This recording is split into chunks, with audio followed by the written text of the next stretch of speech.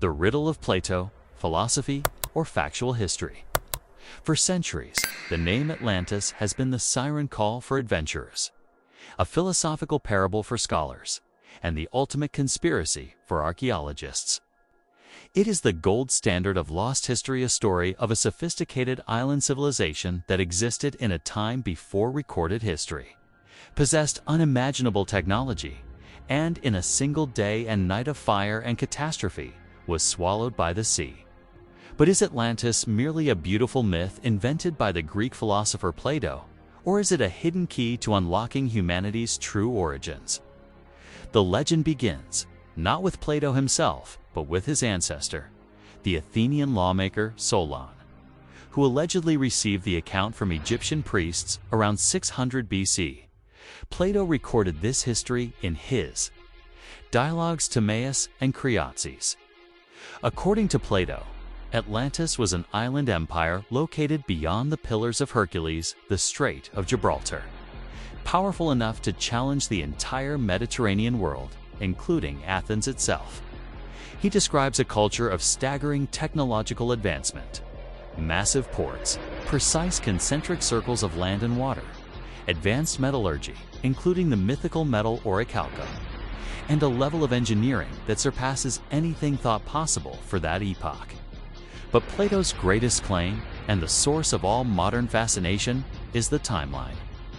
He states that the Atlantean civilization was destroyed approximately 9,000 years before his time, a catastrophic claim that places Atlantis deep into the prehistoric era, long before Sumer, Egypt, or the Indus Valley were even conceived as civilizations. This timeline is what throws the gauntlet down to mainstream history. If Atlantis was real, then our understanding of human development, the slow march from hunter-gatherer to agrarian societies, fundamentally flawed. Mainstream history has long dismissed Atlantis as a philosophical cautionary tale. Plato used the story to illustrate the dangers of unchecked wealth and imperial hubris, contrasting the corrupted, powerful Atlantis with the virtuous, ancient, but smaller Athens. The prevailing view is that it is fiction designed to teach a moral lesson. Yet the detail with which Plato describes the physical structure, the political system, and the eventual destruction is what keeps the mystery alive. Was Plato simply an excellent fiction writer? Or was he transmitting fragments of a genuine, orally preserved historical account? The search for Atlantis requires us to discard the constraints of our modern worldview and embrace the possibility of a forgotten chapter in human history. Technologically sophisticated society that vanished, leaving only a ghost story. The only way to move forward is to look for evidence that should not exist in the prehistoric world. We must investigate whether Plato's date of 9,000 years ago is just a poetic exaggeration, or if the geologic record holds proof of a colossal society-ending event that erased an entire global culture from memory. If the history books are wrong, where did this advanced knowledge, this technological leap, come from? The answer, perhaps, lies hidden not just in the sea, but in the improbable structures scattered across the entire planet. Searching for the drowned city, where the science meets the legend. If we accept the possibility that Plato's account of Atlantis contains a core of historical truth, the question immediately shifts from if to where, and crucially, when. While Plato emphatically places the date 9,000 years before his time, many modern researchers who search for the physical location of Atlantis have attempted to reconcile the legend with known geological events, effectively time-traveling the story to a more recent past. The most famous attempt to do this involves the massive volcanic eruption of the island of Thera, modern-day Santorini, in the Aegean Sea, which occurred around 1600 BC. Thera's eruption was one of the largest in human history, resulting in a colossal caldera collapse and tsunami that devastated the Minoan civilization on the nearby island of Crete. This event certainly fits the description of a sophisticated maritime culture destroyed by fire and water. And the circular shape of the caldera echoes Plato's description of Atlantis's concentric port systems. However, the timing is off by thousands of years. and the scale of the Minoan civilization simply does not match Plato's description of a global superpower challenging Athens. Another compelling, albeit controversial, modern hypothesis centers the search directly on the Pillars of Hercules or the Strait of Gibraltar. Researchers studying the geological history of the Mediterranean have pointed to the possibility that Atlantis could be located near the Strait of Gibraltar. One intriguing site is the Richet structure in Mauritania, also known as the Eye of the Sahara. While located inland, its massive, nearly perfect concentric rings closely match Plato's detailed description of the Atlantean capital city. Proponents suggest that the structure was once a major port connected to the sea before massive geological shifts occurred, or that it marks a different phase of the Atlantean Empire. The most difficult element to reconcile is the advanced technology. Plato describes materials like orichalcum, a metal said to shine with a fiery light, and highly sophisticated methods of construction. This level of advancement is impossible to place in any known culture from 9,000 years ago. This fact has led to two polarized conclusions. Either Plato's account is entirely fabricated, or our current understanding of technological history is deeply incomplete, suggesting that this lost civilization possessed secrets far beyond copper, bronze, or even early iron. The search for Atlantis has become a quest for the ultimate anomalies, underwater structures, impossible geology, and artifacts that simply shouldn't exist based on our historical timelines. The challenge is immense, as the global sea level has risen dramatically since the end of the last ice age around 10,000 BC, potentially submerging all physical evidence under hundreds of feet of water. If Atlantis existed at the time Plato claimed, it is not merely lost. It is buried deep within the submerged coastal shelf, an archaeological task of staggering proportion. The true location, whether it is in the Mediterranean, the Atlantic, or elsewhere, remains locked behind a riddle of time, geology, and human memory. The only certainty is that the search continues, fueled by the hope that one day, the sonar will ping on a wall that was never supposed to be there. The Deluge and the dots connecting global flood myths and sunken continents. If a single, highly advanced civilization like Atlantis was indeed wiped out in a sudden cataclysm, the memory of that event should not be isolated to Plato's dialogues. It should be global, across every continent. Every major culture, from the Sumerians and the Aboriginal Australians to the Aztecs and the ancient Chinese, there exists a near-identical narrative. The story of a great deluge, a massive trivialization-ending flood that punished mankind and forced the few survivors to restart the world. These are not merely parallel concepts. They are striking corroborations of a massive, shared trauma. The geological evidence for such widespread flooding centers on the end of the last ice age, approximately 12,000 to 10,000 years ago, precisely matching Plato's timeline.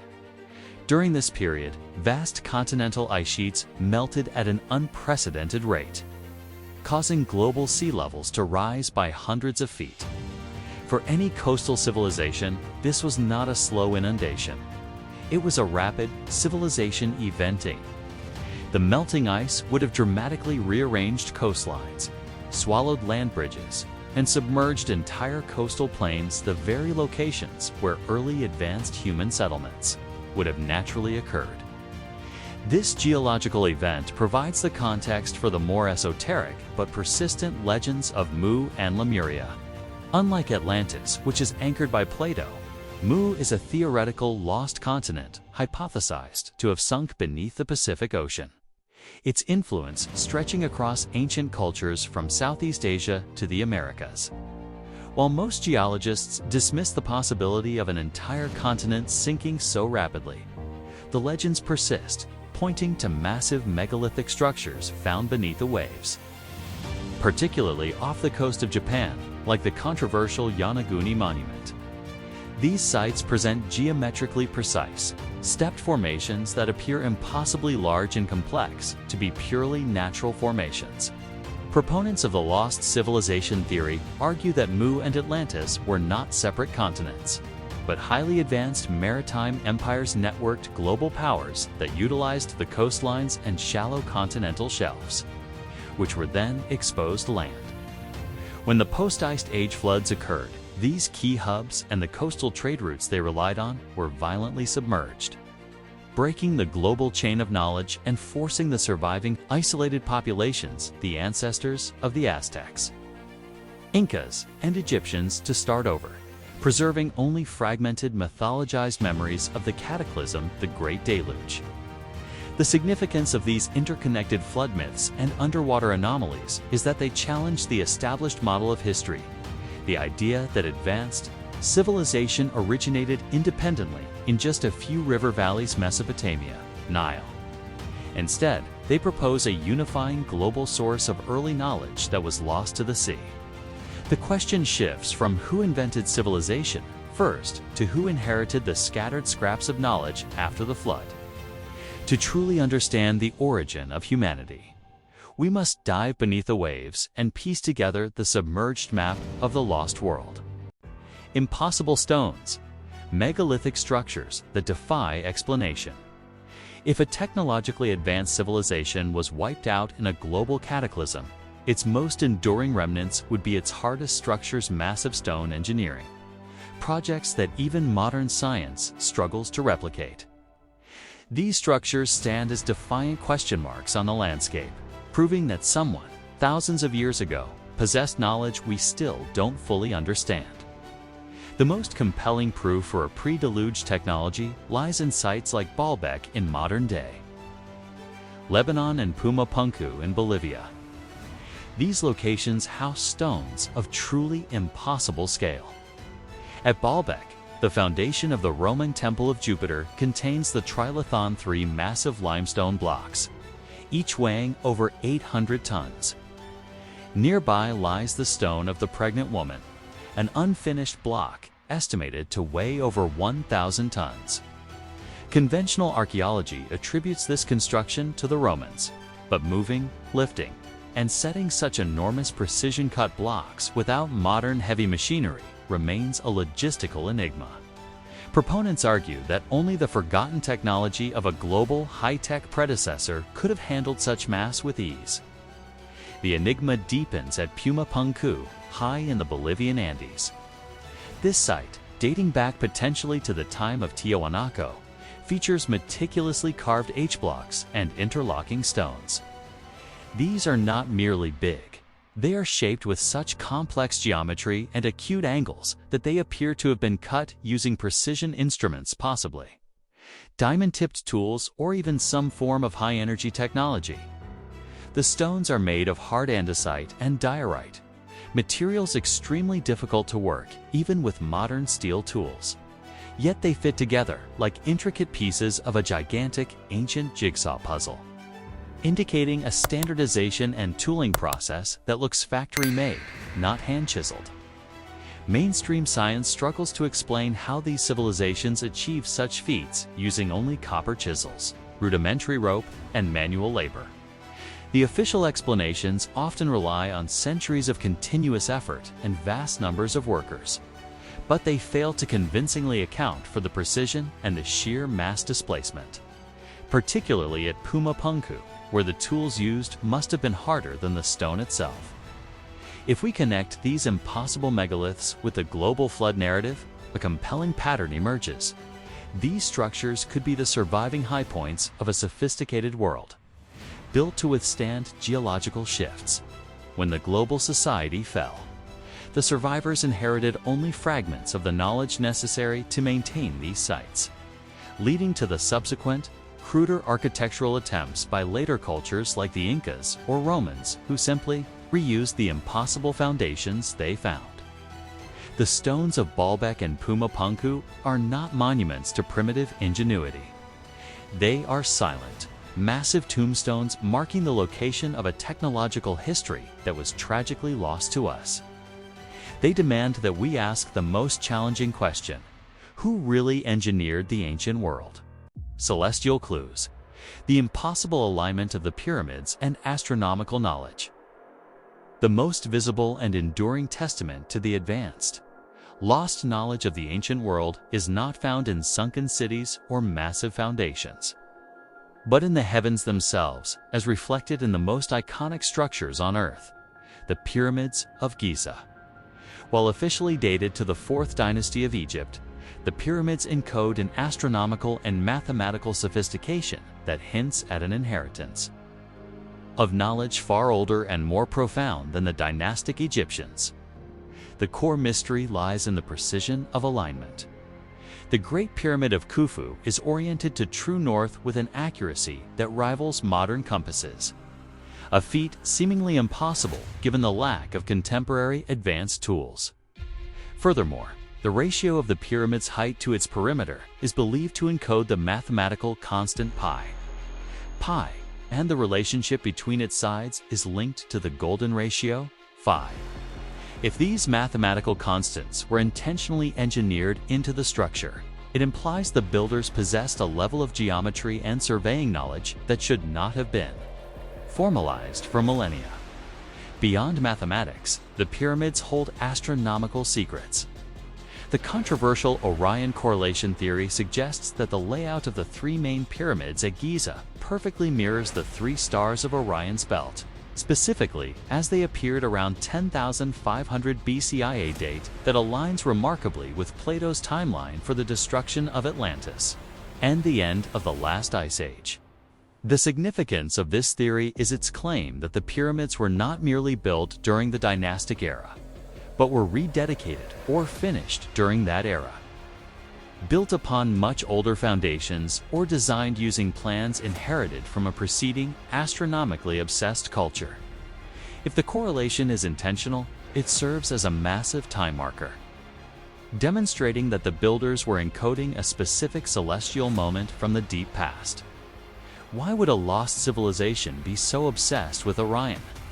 In many ancient cultures, the constellation Orion, often representing the Egyptian god Osiris, was linked to creation, rebirth, and the cycles of time, a deep, complex understanding of precession and celestial mechanics.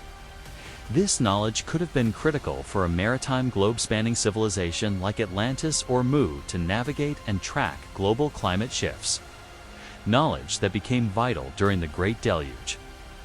The Giza site thus transforms from a pharaoh's tomb to a massive, immobile celestial clock databank of prehistoric scientific knowledge. The builders, whoever they were not simply stacking stones. They were encoding critical mathematical and astronomical truths into a structure designed to survive the cataclysm.